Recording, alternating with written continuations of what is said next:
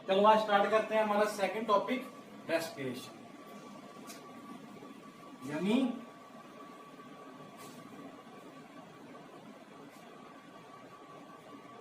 Respiratory system, श्वसन तंत्र। श्वसन क्या होगा? वायु को शरीर में ग्रहण करना या इनटेक करना और CO2 त्याग करना, ऐसे ही होता है।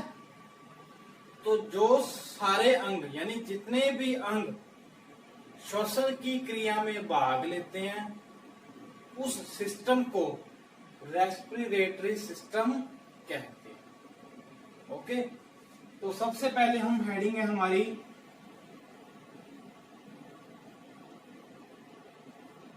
रेस्पिरेशन, यानी श्वसन किसे कहते हैं। तो रेस्पिरेशन में होता क्या है कि अपने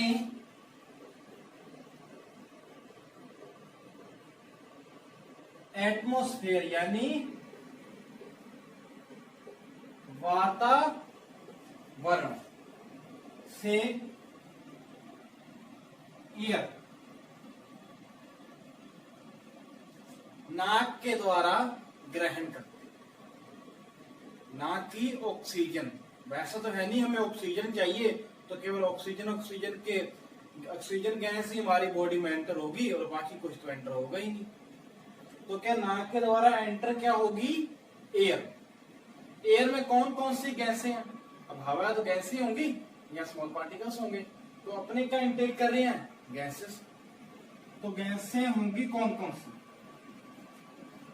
कॉमनली आप सबसे पहले oxygen, second carbon dioxide, third argon, fourth krypton, fifth neon, helium. ये सारी गैसें हमारे एटमॉस्फेयर में उपस्थित हैं। तो हम इन सभी गैसों के यानी कुछ कुछ अणु होंगे जो सभी गैसें होंगी, हम इनटेक करेंगे, बॉडी में ग्रहण करेंगे। एक नाइट्रोजन, सबसे ज्यादा मात्रा में यही पाई जाती है, मैथेन, इतनी सारी गैसें हैं तो इनटेक कर रहे हैं, केवल ऑक्सीजन को नहीं ले रहे। कैसे ग्रहण करेंगे? यानी नाक के द्वारा। नाक के द्वारा ये वायु कहां जाएगी?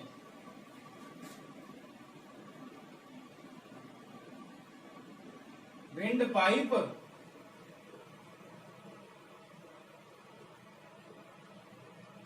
या श्वास नली, या कह सकते हो आप वायु। वातावरण से एयर नाक के द्वारा विंड पाइप में गई, तो विंड पाइप से कहां जाएगी? हमारे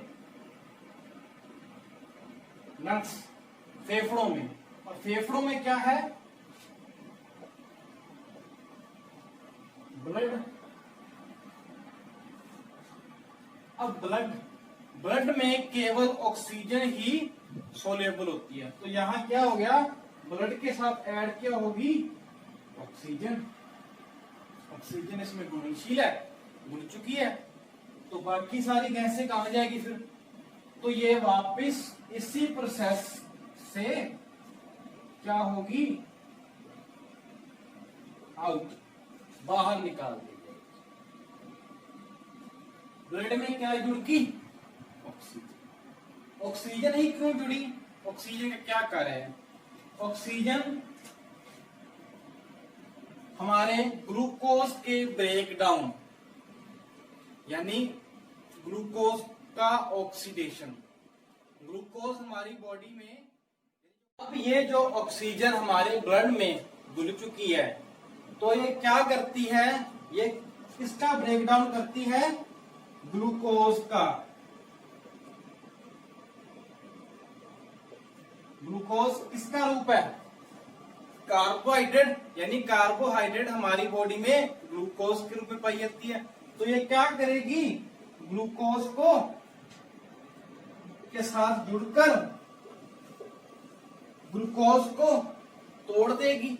यानी ऑक्सीजन का क्या कार्य हो गया, ब्रेक डाउन ऑफ ग्लूकोज, या कह सकते हो ऑक्सीडेशन ऑफ ग्लूकोज, या ग्लूकोज को तोड़ने में।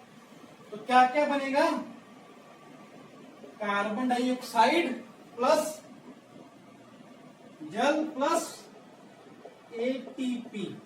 एटीपी क्या है, यह ऊर्जा है। ह्यूमन बीइंग्स में एनर्जी एटीपी के रूप में स्टोर होती है। कहां होती है, हमारा माइटोकॉन्ड्रिया, सेल्स के माइटोकॉन्ड्रिया होता है ना, कोशिकाएं उसका, तो माइटोकॉन्ड्रिया को अपने कहते हैं पावर हाउस। पावर हाउस क्यों कहते हैं, क्योंकि उसमें एनर्जी स्टोर होती है। किस रूप में, एटीपी के रूप में। हमें एनर्जी, एटीपी जब भी हमें एनर्जी की रिक्वायरमेंट होगी तो हमें एनर्जी मिलेगी। कब मिली, जब ग्लूकोज टूटेगा, ऑक्सीजन आएगी। कहां से, उस ब्लड के साथ जुड़कर। ये CO2 वापस ब्लड के साथ जुड़कर किसी प्रोसेस के द्वारा बाहर त्याग दिया। तो ये पूरी प्रोसेस रेस्पिरेशन कहलाती है। तो ये हमारा हो गया रेस्पिरेशन, ये पूरी डेफिनेशन है। तो ये पूरी प्रोसेस क्या कहलाएगी, रेस्पिरेशन। अब अपने स्टार्ट करेंगे टाइप्स ऑफ रेस्पिरेशन। तो स्टार्ट करते हैं टाइप्स ऑफ रेस्पिरेशन, यानी रेस्पिरेशन कितने प्रकार का होता है। तो रेस्पिरेशन 2 टाइप्स, 2 प्रकार का रेस्पिरेशन होता है। पहला एरोबिक रेस्पिरेशन और दूसरा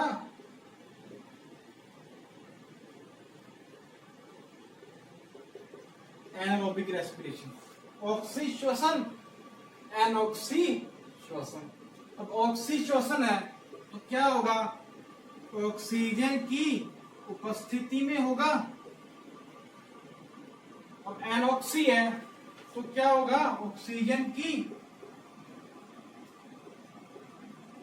अनुपस्थिति में, एब्सेंट में। तो ये प्रक्रिया ऑक्सीजन की उपस्थिति में होगी, ये ऑक्सीजन की अनुपस्थिति में। इस प्रक्रिया में ग्लूकोज ऑक्सीजन के द्वारा ब्रेक डाउन होकर CO2 प्लस जल, यानी कार्बन डाइऑक्साइड प्लस जल प्लस एटीपी, एडिनोसिन ट्राइफॉस्फेट के 38 मॉलिक्यूल्स बनाती है। यानी 686 कैलोरी ऊर्जा बनेगी। एनारोबिक रेस्पिरेशन में क्या होगा, अब एनारोबिक है, ऑक्सीजन तो है ही नहीं, एब्सेंट है, तो क्या बनेगा,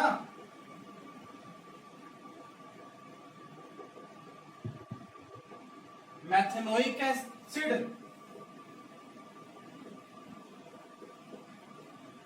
एथेनोइक एसिड,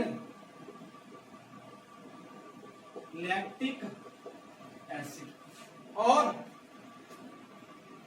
2 एटीपी, यानी एटीपी के 2 मॉलिक्यूल्स। तो कितनी, 50 कैलोरी ऊर्जा। ऊर्जा का डिफरेंस बहुत ज्यादा आ रहा है। अब एरोबिक रेस्पिरेशन किन किन में पाया जाता है, एग्जाम्पल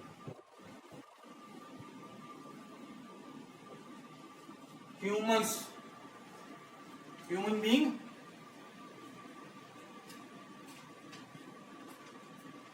एनिमल्स। एरोबिक रेस्पिरेशन क्या एग्जांपल होंगे?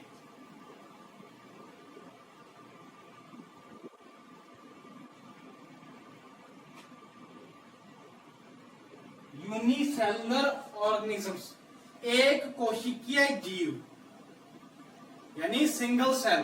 सिंगल सेल कौन कौन से होते हैं? Bacteria, fungi, virus. तो ये यूनिसेलुलर ही है। इनमें कौन सा रेस्पिरेशन पाया जाएगा? Anaerobic respiration. और ह्यूमंस और एनिमल्स, रेप्टिलिया ले लो, कौन सा रेस्पिरेशन होगा? Aerobic respiration.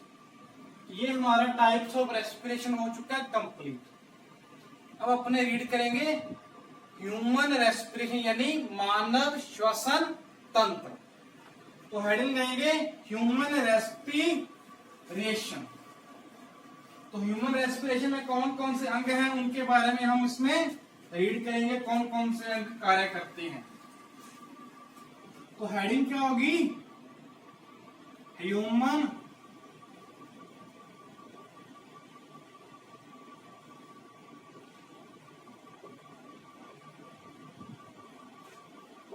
रेस्पिरेटरी सिस्टम, मानव श्वसन तंत्र। अब मानव श्वसन तंत्र में कौन कौन से अंग आते हैं वो सारे पढ़ेंगे। अब क्या है, हम सांस लेना कहां से स्टार्ट करते हैं? नोज से। तो सबसे पहले क्या होगा? नाक। रेस्पिरेशन नाक से स्टार्ट होता है, तो नाक लिखेंगे। नोज का क्या कार्य है?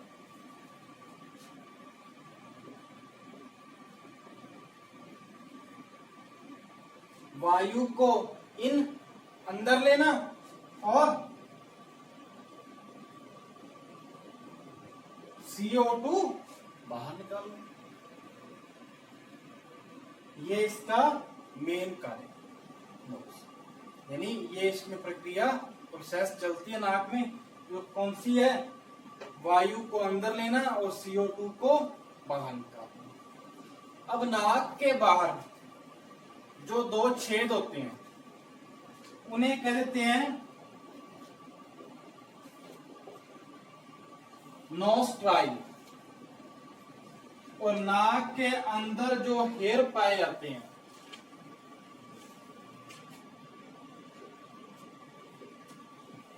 Nasal hair.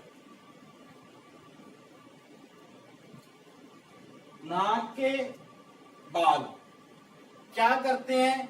फिल्ट्रेशन का कार्य।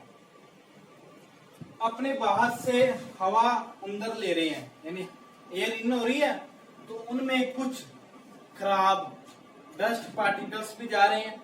ये तो है नहीं भी सभी अच्छी गैसें जा रही है, कुछ अच्छे पार्टिकल्स जा रहे हैं, खराब डस्ट पार्टिकल्स भी जा रहे हैं, कुछ रेत मिट्टी के कण भी जा रहे हैं। तो ये हेयर्स उन्हें होल्ड करते हैं। उन्हें रोकने का कार्य कौन करेंगे? नासल हेयर, नाक के बाद। तो इनका क्या कार्य होगा? फिल्ट्रेशन का। नेक्स्ट ऑर्गन अपना, नाक के बाद हमारी वायु कहां जाती है? तो वो नेक्स्ट ऑर्गन क्या होगा? सेकंड नंबर ऑर्गन होगा फेरेक्स। फेरेक्स क्या होता है? मैंने आपको डाइजेस्टिव सिस्टम में बताया था कि फेरेक्स डाइजेस्टिव सिस्टम और रेस्पिरेटरी सिस्टम का कॉमन अंग है, साझा अंग है। कैसे? नाक के द्वारा एयर गई, ये हमारा माउथ हो गया, ये दोनों जाकर फेरेक्स में खुलते हैं। नाक की नली और मुख की कैविटी जाकर किसमें खुलेगी? फेरेक्स में। अब फेरेक्स के बाद हमारा नेक्स्ट हेडिंग है एपिग्लोटिस।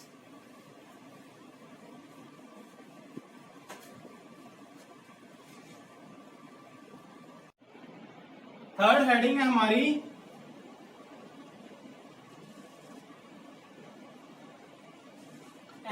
एपिग्लोटिस, हिंदी में कह देते हैं घाटी का ढक्कन।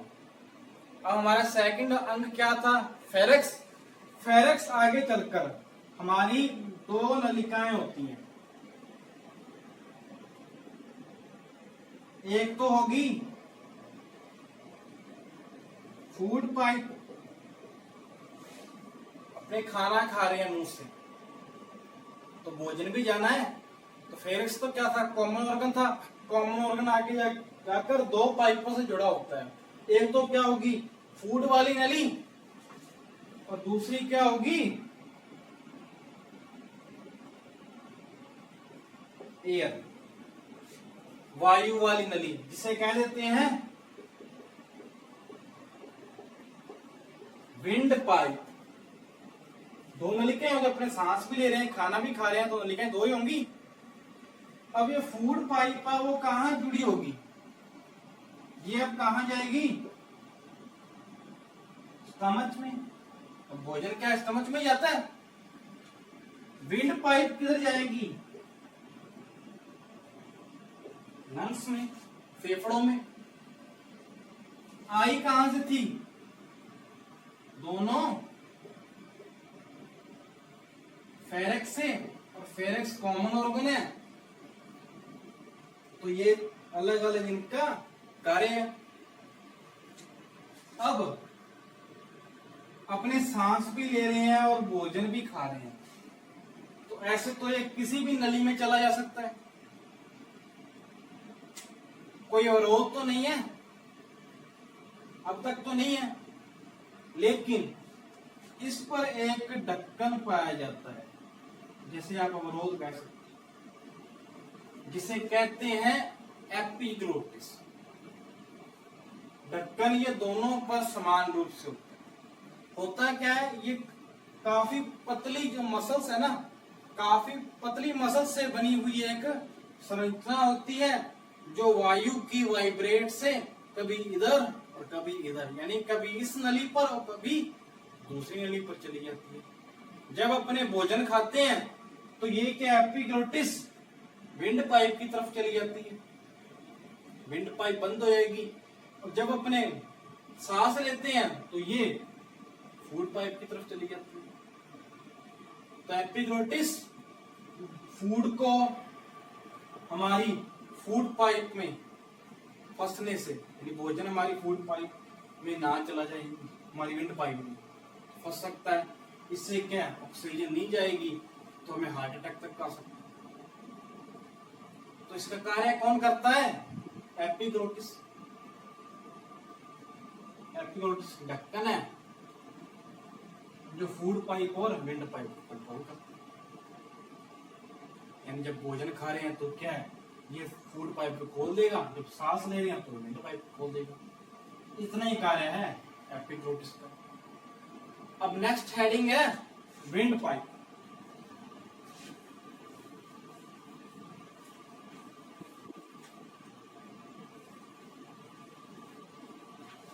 और नंबर हेडिंग विंड पाइप या ट्रैकिया, श्वास नली या वायु नली कह सकते हैं। यह एक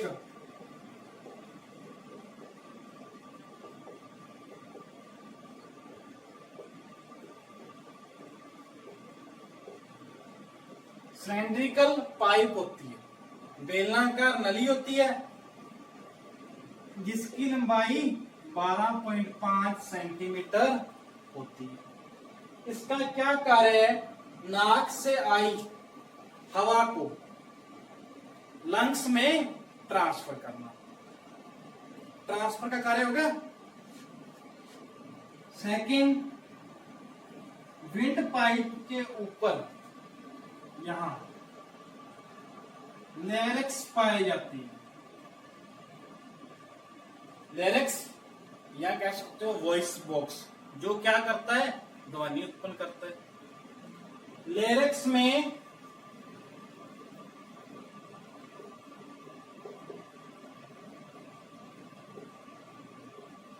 वोकल कॉर्ड पाई जाती है, जो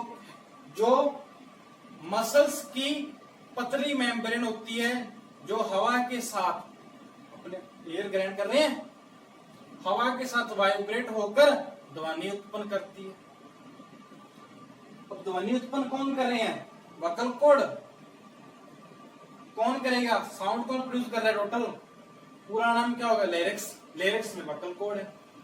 अब क्या ध्वनि उत्पन्न हो रही है, उस ध्वनि उत्पन्न को शब्दों में कौन बदलेगी? हमारी जीभ, जिससे अपने बोलते हैं, वर्ड्स में चेंज कर रही है। और क्या कितना बोलना है ये कौन बताएगा? हमारा दिमाग। अब ऐसे फालतू तो हमारी जीभ बोलती नहीं रहती, तो ब्रेन वर्क करता है, क्या जवाब देना है, क्या सुन रहे हैं, तो सारा ब्रेन बताता है कितना क्या बोलना है। तो ये है हमारे लिरिक्स।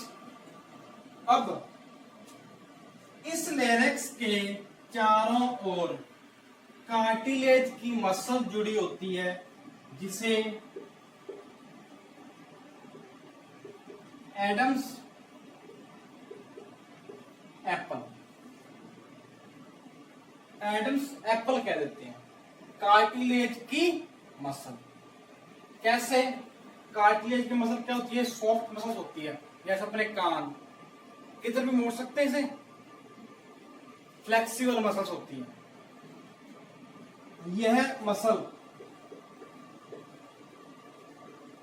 मेल्स में प्रेजेंट और फीमेल में एब्सेंट, इसीलिए मेल का गला थोड़ा सा उभरा हुआ होता है। सेकंड, इस एडोमस एप्पल के ऊपर एक छोटी सी संरचना पाई जाती है, जिसे ग्लोटिस कहते हैं। ये ग्लोटिस क्या करता है? बाहर से